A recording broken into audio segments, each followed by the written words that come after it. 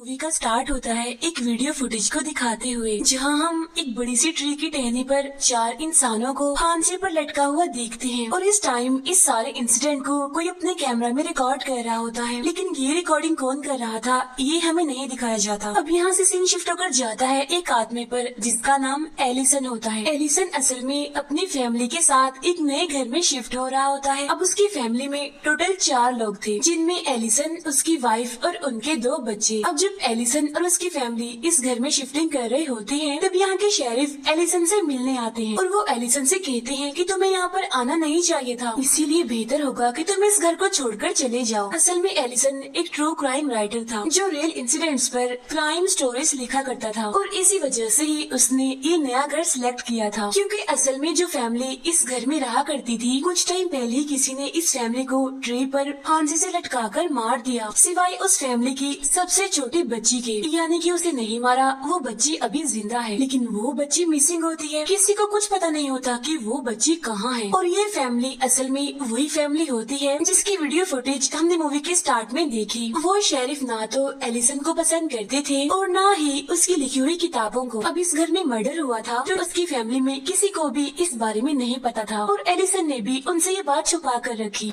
Allison ने 10 साल पहले एक किताब लिखी थी जो कि उस टाइम काफी मशहूर हुई, लेकिन उसके बाद 10 साल गुजर गए हैं और अभी तक एलिसन की कोई भी क्राइम बुक हिट नहीं हुई। तो इसीलिए एलिसन इस बार एक अच्छी क्राइम स्टोरी लिखना चाहता था। अब एक रूम में एलिसन अपने ऑफिस के सामान को सेट करने लग जाता है, जहाँ उसे एक बॉक्स मिलता है। उस बॉक्स में एक प्रोजेक्टर था और साथ ही साथ 5 मूवीज की रील्स थी। असल में ये 5 रील्स 5 अलग अलग फैमिलीज की थी। सारी रील्स पर फैमिलीज के नाम भी लिखे हुए थे। अब इस पहले रील में हम पहली फैमिली को देखते हैं जो कि इसी घर में रह रही थी जहाँ पर आज एलिसन शिफ्ट हुआ था। वो फैमिली काफी एंजॉय कर रही थी और काफी खुश भी थी, लेकिन फिर अगले ही सीन में कोई इस फैमिली को ट्री पर फांसी से लटकाकर मार देता है। इसके बाद एलिसन दूसरी फैमिली की रील को चलाता है, जहाँ इस वीडियो में हम दूसरी फैमिली को देखते हैं जहाँ किसी ने इस फैमिली को गाड़ी के अंदर बांधा हुआ था, लेकिन फिर अचानक से ही कोई उस गाड़ी को आग लगा देता है, जिससे वो पूरी फैमिली गाड़ी के अंदर ही जलकर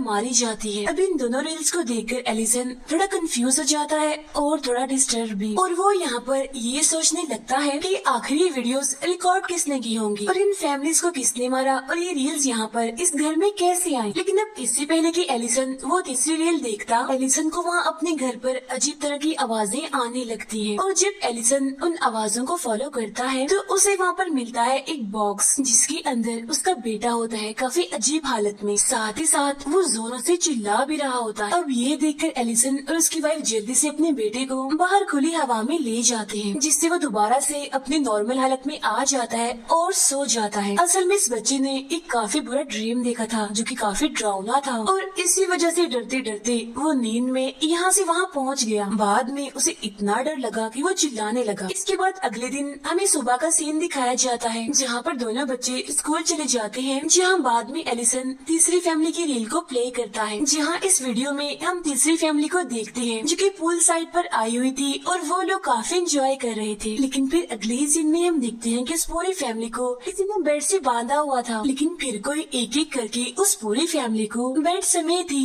पानी में गिरा देता है, और इस वजह से उस पूरी फैमिली की ही पानी में डूबने की वजह से मौत हो जाती है। अब ये वीडियो देखने के बाद एलिसन दोबारा इसी वीडियो को स्लोमो में देखता है, जहाँ इस बार उसे पूल के पानी में अजीब सा आदमी दिखता है। फिर इसके बाद अगले दिन एलिसन चौथी रील को प्ले करता है। इस वीडियो में हम दिखते हैं कि इस फैमिली के सारे मेंबर्स अपने अपने कमरों में सो रहे हैं, लेकिन तभी वहाँ पर कोई आ जाता है और वो इस फैमिली के सभी मेंबर्स का गला एक एक करके काट देता है, जिससे मौके पर ही उन सबकी मौत हो जाती है। अब ये वीडियो देखने के बाद एलिसन इस फैमिली के बारे में इंटरनेट पर सर्च करता है, जहाँ उसे इस फैमिली के बारे में ये पता चलता है कि इस फैमिली की मौत सेम ऐसी हुई जैसी कि वीडियो में दिखाई गई, लेकिन इस फैमिली का जो छोटा बच्चा था उसकी डेड बॉडी नहीं मिली थी। यानी इसका मतलब ये है कि वो जिंदा था, लेकिन वो कहाँ था इसके बारे में कोई भी नहीं जानता था। हम ये बात समझ पाते हैं कि ये किलर जो भी था वो फैमिलीज को मारने के बाद उन फैमिलीज के छोटे बच्चे को जिंदा छोड़ दिया करता था, जो बच्चा बाद में मिसिंग हो जाया करता था।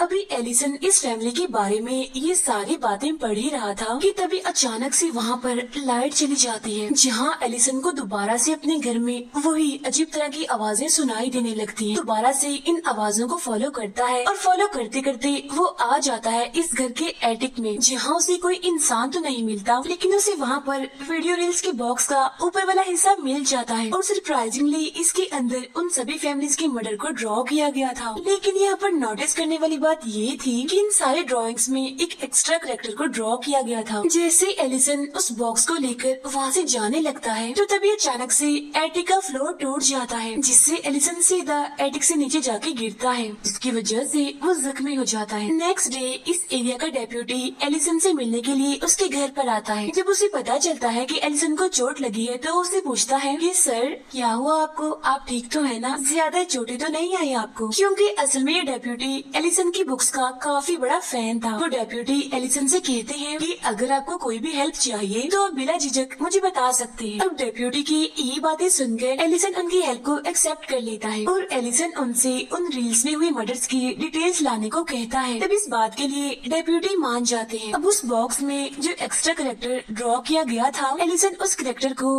हर वीडियोस में ढूंढने की कोशिश करने लगता है, जहाँ जूम करने पर उसे हर वीडियो में ही वही ड्राउनी शक्ल दिखती है, यानी जैसे उसने पूल में देखी थी, जहाँ पूल में डूबने से उस फैमिली की मौत हुई थी। फिर इसी रात हम देखते हैं कि जब ये सारी फैमिली सो रही होती है तो एलिसन के ऑफिस में ये सारी वीडियोस अपने आप से ही प्रोजेक्टर में प्ले हो जाती हैं। और जैसे एलिसन प्रोजेक्टर को बंद करता है तो उसे ट्री के पास कोई खतरनाक आदमी दिखता है, जो कि उसने बाकी वीडियोस में देखा था, लेकिन अब उसे ये हकीकत में दिखता है। अब हालांकि यहाँ पर एलिसन डरा होता है, लेकिन फिर भी किसी तरह वो हिम्मत करता है और एक बेसबॉल बैट लेकर घर के बैकयार्ड में जाता है चेक करने के लिए, जहाँ उसे वो डरावना सा आदमी तो नहीं दिखता, बल्कि उसे अपना ही बेटा वहाँ पर दिखता है, जो कि बाहर सर्दी में बुरी तरह से कांप रहा होता है। और तो और इस सीन में हम एलिसन के पीछे उन सारे बच्चों के स्पिरिट्स को भी देखते हैं, इन्हें जिन फैमिलीज की मौत उन रील्स में देखी थी। अगली सुबह डेप्यूटी बताते हैं कि मैं उन सारे मर्डर्स पर अच्छे से रिसर्च कर रहा हूँ, लेकिन मैंने उन वीडियोस में एक कॉमन सिंबल हर जगह पर देखा है और मेरा ख्याल है कि हमें इन सारी चीजों के लिए एक प्रोफेसर के पास जाना चाहिए, जिन्हें मैं जानता हूँ क्योंकि वो एक प्रीस्ट है, साथ ही साथ वो इन सारी चीजों के बारे में काफी एक्सपर्ट भी है। इसी रात एलिसन आखिरी रील को प्ले करता है, जहाँ इस बार एक फैमिली को एक ग्रास कटर से काफी बुरी तरह से काट कर मार दिया जाता है। एलिसन इस वीडियो को देखकर काफी डिस्टर्ब हो जाता है और इसीलिए वो उस प्रोफेसर से वीडियो कॉल पर बात करता है। यहाँ एलिसन उस प्रोफेसर को उन वीडियोस में हुए मर्डर और सिंबल्स के बारे में बताता है। तब इन सबको देखकर प्रोफेसर बताते हैं कि ये सिंबल असल में एक डीमन से रिलेटेड है। ये डीमन फैमिलीज के सारे मेंबर्स को मारकर उस फैमिली के एक बच्चे को अपने साथ ले जाता है सोल वर्ल्ड में। वहाँ जाने के बाद वो उस बच्चे को कैद कर लेता है और फिर एक टाइम ऐसा आता है जब वो उस बच्चे को खा लेता है। अब इस घर में दोबारा से हम उन्हीं मिसिंग बच्चों की सोल्स को देखते हैं, यानी जिन मिसिंग बच्चों को वो डीमन ले गया था अपने साथ सोल वर्ल्ड में। वो सभी बच्चे इस घर में इधर से उधर यहाँ से वहाँ भाग रहे थे। और इतना ही नहीं बल्कि एलिसन की जो बेटी होती है उसे भी अब ये मिसिंग बच्चे दिखने लगे थे। और अब क्योंकि ये बच्चे काफी अच्छी ड्राइंग कर लेती थी तो इसीलिए वो अपने रूम की वॉल्स पर इन्हीं मिसिंग बच्चों की ड्राइंग्स बनाने लगती है। और इन्हीं ड्राइंग्स की वजह से एलिसन की वाइफ को ये बात पता चल जाती है कि इस घर में कुछ फैमिलीज के मर्डर हुए थे और इसी वजह से एलिसन ने इस घर को चूज किया और उसने आज तक ये बात अपनी फैमिली से छुपा कर रखी। इस वजह से एलिसन की वाइफ उस पर काफी गुस्सा करती है, जहाँ बाद में इन दोनों के बीच बहस हो जाती है। इसी रात को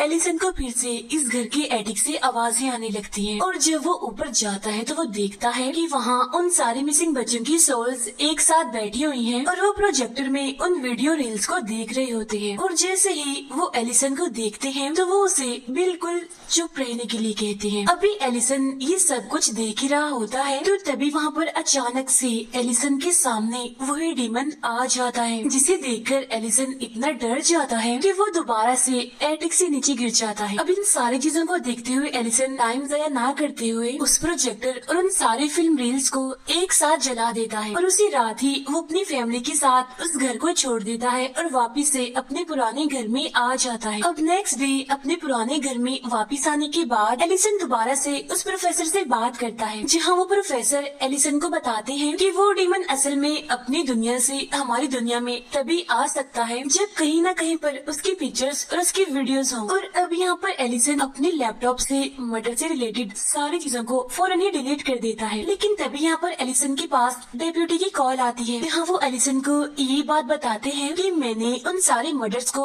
अच्छे से एग्जामिन कर लिया है, मुझे एक खतरनाक बात पता चली है। और वो बात ये है कि एलिसन असल में आपको वो घर छोड़ना नहीं चाहिए था, क्योंकि हर वो फैमिली जो उस डीमन का शिकार हुई वो पहले उसी घर में रह रही थी जहाँ पर एलिसन रह रहा था। लेकिन फिर जैसे ही उन फैमिलीज ने घर चेंज किया तो वैसे ही वो फैमिलीज मारी गई। और अब यहाँ पर एलिसन को इस घर की एटिक से भी अजीब तरह की आवाजें सुनाई देने लगती हैं। और जब एलिसन चेक करने के लिए वहाँ पर जाता है तो उसे वहाँ पर दोबारा से वही बॉक्स मिलता है, यानी जिसमें वही प्रोजेक्टर और उन फैमिलीज की रील्स थी।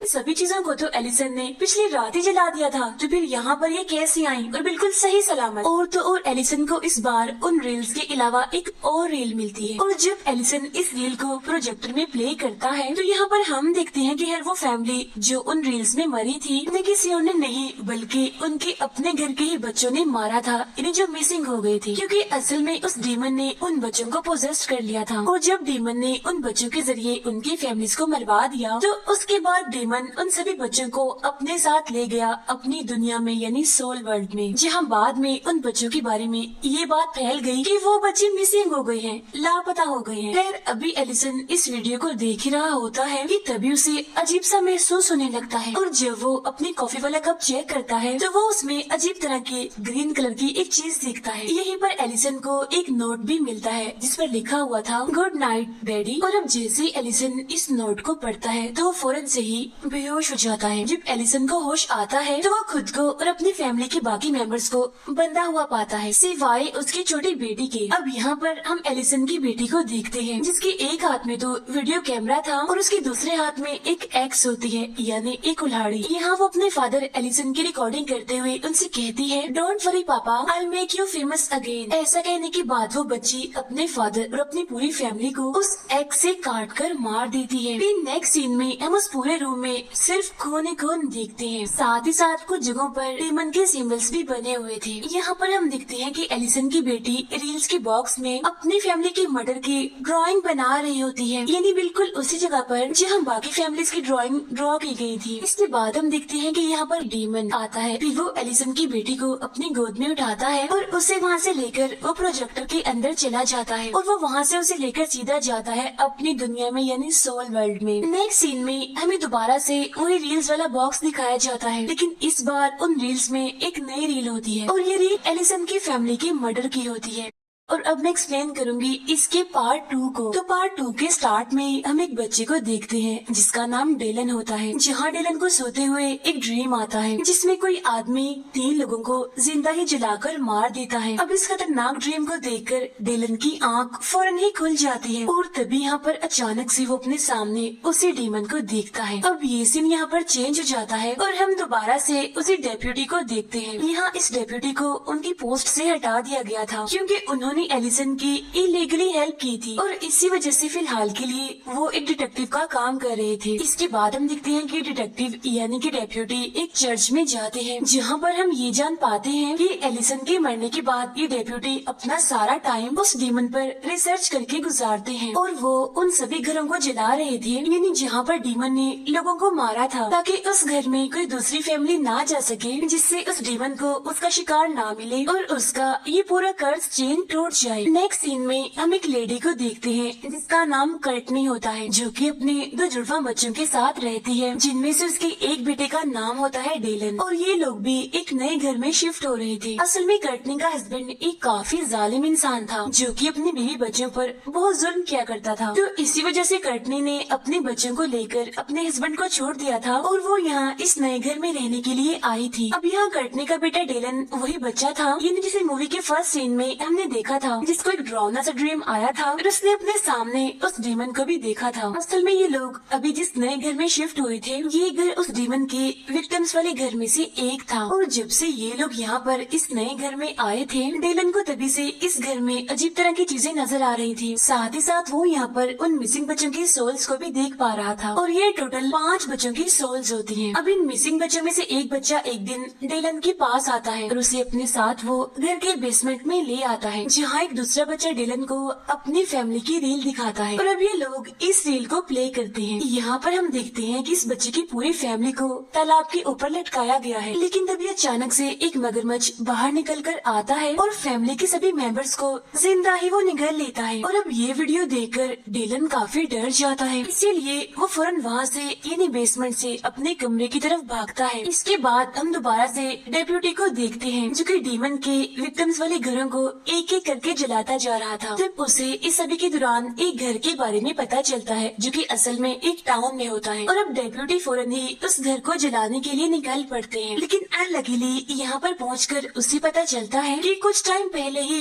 इस घर में तो एक फैमिली शिफ्ट हो गई है और ये फैमिली असल में कोई और नहीं बल्कि डिलन की ही फैमिली थी, यानी उसका भाई और उसकी मदर। फिर जब कर्टनी यहाँ पर डेप्यूटी को देखती है तो उसे ये गलतफहमी हो जाती है कि शायद इसे मेरे हस्बैंड ने ही भेजा होगा हमें वापस ले जाने के लिए। लेकिन जैसे ही उसका ये डाउट क्लियर होता है तो वो दोनों आपस में बातें करने लगते हैं और इन्हीं बातों के बीच उन दोनों यानी डेप्यूटी और कर्टनी की काफी अच्छी दोस्ती हो जाती है। लेकिन यहाँ पर डेप्यूटी कर्टनी को इस घर की सच्चाई नहीं बताता क्योंकि वो ये नहीं चाहता था कि कर्टनी और उसके बच्चे डर जाएं। ये बात सुनकर इसी रात को दोबारा से ये सारे मिसिंग बच्चे डिलन को अपने साथ बेसमेंट में ले जाते हैं और इस बार एक बच्ची उसे अपनी फैमिली की रील दिखाती है और इस फैमिली का वाकया होता है क्रिसमस का, जहाँ क्रिसमस के मौके पर इस बच्चे ने अपनी पूरी फैमिली को बर्फ में जिंदा दफनाकर मार दिया था। नेक्स्ट डे डेप्यूटी फिर से इस घर पर आते हैं रिसर्च करने के लिए, जहाँ अब की बार उसकी मुलाकात डिलन से भी होती है और जब डेप्यूटी डिलन से बात करते हैं तो उन्हें ये बात समझ आती है कि इस बार उस डीमन ने इस फैमिली में से डिलन को चूज किया है। अब यहाँ पर वो डेप्यूटी डिलन से इस बारे में बातें कर ही रहा होता है कि तभी यहाँ पर कर्टनी का हस्बैंड आ जाता है अपने बच्चों को वापस ले जाने के लिए। यहाँ पर वो अपने साथ कुछ पुलिस ऑफिसर्स को भी लाया होता है। फिर जब ये लोग कर्टनी के बच्चों को अपने साथ ले जा रहे होते हैं कि तभी यहाँ पर डेप्यूटी अपना एक्सपीरियंस इस्तेमाल करते हुए उनसे लीगल पेपर मांगता है, लेकिन अब क्योंकि इनके पास पेपर्स नहीं थे तो कर्टनी के हस्बैंड और उन पुलिस ऑफिसर्स को यहाँ से खाली हाथ ही वापस जाना पड़ता है। अब उस डेप्यूटी की इतनी बड़ी हेल्प के बाद कर्टनी और डिलन डेप्यूटी से कहते हैं कि आज रात आप हमारे साथ हमारे घर पर ही रुक जाइए और तब इस बात पर डेप्यूटी भी मान जाता है। फिर रात को खाना खाने के बाद कर्टनी और डेप्यूटी एक दूसरे से अपनी अपनी लाइफ की बातें कर रहे होते हैं और इस तरह से उनके बीच एक बॉन्ड सा बनता जा रहा था। इसी रात दोबारा से वो मिसिंग बच्चा डिलन को अपने साथ बेसमेंट में ले जाता है, जहाँ इस बार एक दूसरा बच्चा डिलन को अपनी फैमिली की रील दिखाता है, जहाँ हम देखते हैं कि इस बच्चे ने अपनी पूरी फैमिली को किचन में बांधा हुआ था, जहाँ बाद में उसने अपनी फैमिली को इलेक्ट्रिक शॉक देकर मार दिया। अब यहाँ पर दोबारा से डिलन इन वीडियोस को नहीं देख पाता, इसीलिए अब की बार भी वो यहाँ से चला जाता है। लेकिन अब की बार डिलन का भाई उसको देख लेता है वहाँ से वापस आते हुए। इसी वजह से वो सीधा जाता है बेसमेंट में और वहाँ जाकर वो उस बच्चे से पूछता है कि तुम ये वीडियोस मेरे भाई को डिलन को ही क्यों दिखाते हो, मुझे क्यों नहीं दिखाते। तब इस बात पर वो मिसिंग बच्चा कहता है वो इसलिए क्योंकि उस डीमन ने तुम्हारे भाई डिलन को ही चूज किया है, न कि तुम्हें, क्योंकि अभी तुम इस काबिल नहीं हो। और अब ये सुनकर डिलन का भाई उसे जलने लगता है। नेक्स्ट मॉर्निंग डेप्यूटी कर्टनी को अपना नंबर देता है और खुद वो चला जाता है एक डॉक्टर से मिलने और ये डॉक्टर असल में उसी प्रोफेसर का असिस्टेंट होता है। यहाँ आने के बाद ये लोग उस डीमन पर डिस्कस कर रहे होते हैं, जहाँ वो डॉक्टर डेप्यूटी को ये बताता है कि उस डीमन का हमारी इस दुनिया से कनेक्शन सिर्फ ये वीडियो रील्स नहीं है, बल्कि तस्वीरों, म्यूजिक, रिचुअल और मेमोरीज के जरिए भी वो हमारी दुनिया में आसानी से आ सकता था। और ये सारी रिसर्च भी उस प्रोफेसर ने ही की थी, लेकिन अब वो प्रोफेसर कहाँ थे इस बारे में कोई भी नहीं जानता था, यानी कि अब वो भी मिसिंग थे, लापता थे। उधर हम देखते हैं डिलन की भाई को जो कि अपने भाई डिलन से बहुत ही ज्यादा जल रहा था, तो इस वजह से उन दोनों भाइयों में लड़ाई होने लगती है, जहाँ डिलन का भाई बेचारे डिलन को काफी मारता है ताकि वो ये बात साबित कर सके कि वो डिलन से ज्यादा स्ट्रॉन्ग है। अब इस बात की बात कर्टनी डिलन के भाई को काफी डांटती है, लेकिन डिलन का भाई यहाँ अपनी मदर को ही अच्छी तरह की बातें सुनाने लगता है। साथ ही साथ वो अपनी मदर कर्टनी को यहाँ पर ये भी कह देता है कि आप गलत है, मेरे पापा सही है। आज रात वो मिसिंग बच्चा फिर से डिलन के पास आता है और उसे अपने साथ बेसमेंट में ले जाता है, जहाँ अब की बार वो अपनी फैमिली की रील दिखाता है, जहाँ इस बच्चे ने अपनी पूरी फैमिली को चर्च में चूहों से कटवा कर बड़े ही डिस्टर्बिंग तरीके से मरवा दिया। इसके बाद ये लोग डिलन को एक दूसरी रील देखने के लिए कहते हैं, लेकिन अब की बार डिलन उस रील को देखने के लिए साफ इनकार कर देता है। हालांकि ये लोग डिलन को डराने की काफी कोशिश भी करते हैं, लेकिन डिलन यहाँ पर ना तो इनसे डरता है और ना ही इनकी बात मानता है। आधी रात को डिलन को दोबारा से बेसमेंट से आवाजें आने लगती हैं, जहाँ जाकर वो देखता है कि अब की बार उसका अपना भाई वो सारे वीडियो फुटेजेस उन बच्चों के साथ मिलकर देख रहा है। जहाँ पर हम देखते हैं कि जिस फैमिली की ये फुटेज होती है वो बच्ची अपनी फैमिली के मुंह में ड्रिल चलाकर उन्हें मार देती है। और अब यहाँ पर हम ये समझ पाते हैं कि असल में उस डीमन ने डिलन को नहीं बल्कि उसके भाई को ही चूज किया था, और डिलन तो बस एक जरिया बना था ताकि वो बच्चा अपनी फैमिली से नफरत करे। नेक्स्ट डे दोबारा से कर्टनी का हस्बैंड वहाँ पर आता है और इस बार वो अपने साथ लीगल पेपर्स भी लाया होता है और वो उन्हें डराकर जबरदस्ती ही अपने साथ ले जाने लगता है। और अब जाहिर सी बात है कि उन्हें ये घर छोड़ना पड़ता है, जो कि इन्हें बिल्कुल भी नहीं करना था। रात को डेप्यूटी दोबारा से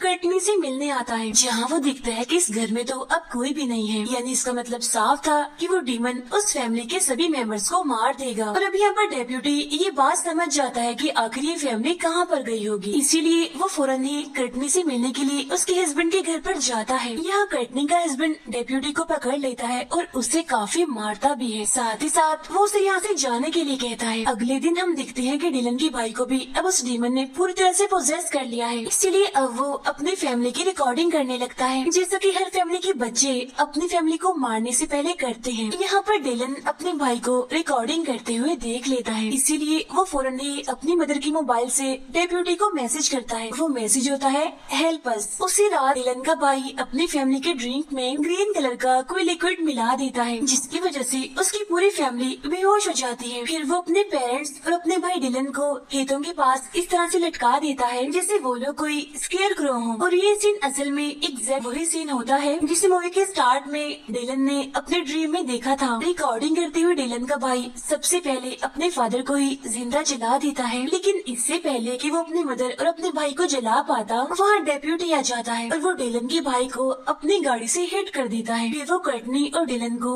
वहाँ से खोलकर यानी कि वहाँ से आजाद करके घर के अंदर ले आता है। अब घर के अंदर डिलन के भाई और उन 5 बच्चों के सोल्स उन सभी को ढूंढने लगती हैं, जहाँ वो डेप्यूटी समझदारी करके सबसे पहले कर्टनी और डिलन को एक जगह पर छुपा देता है। इसके बाद वो खुद किसी तरह जाकर डिलन के भाई का कैमरा तोड़ देता है, जिससे कि वो रिकॉर्डिंग आगे नहीं चल पाती। जैसे कैमरा टूटता है डिलन का भाई काफी डर जाता है, इसीलिए अब वो बेसमेंट में जाकर दूसरा कैमरा ढूंढने की कोशिश करने लगता है, लेकिन उसे वहाँ पर और कोई भी कैमरा नहीं मिलता। तभी बेसमेंट में उन 5 बच्चों की सोल्स भी आ जाते हैं। यहाँ आकर वो सारे डिलन के भाई से कहते हैं कि तुम बिल्कुल बेकार इंसान हो, तुम अपना टास्क पूरा नहीं कर पाए, इसीलिए अब वो तुमसे बहुत नाराज होंगे, वो यानी डीमन। और तभी यहाँ पर डिलन के भाई के पीछे वो डीमन आ जाता है। सबसे पहले वो डिलन के भाई की सोल पर कंट्रोल करता है और उसे अपने साथ ले जाता है सोल वर्ल्ड में, जहाँ बाद में उस पूरे घर में आग लग जाती है। यहाँ कर्टनी अपने बेटे को बचाने के लिए काफी रोती है, लेकिन यहाँ पर डेप्यूटी उसे काफी समझाता है, जहाँ बाद में वो कर्टनी और डिलन को लेकर घर से बाहर आ जाता है, क्योंकि उस पूरे ही घर में आग फैल चुकी थी। देखते ही देखते पूरा घर जलकर राख बन जाता है। इसके बाद डेप्यूटी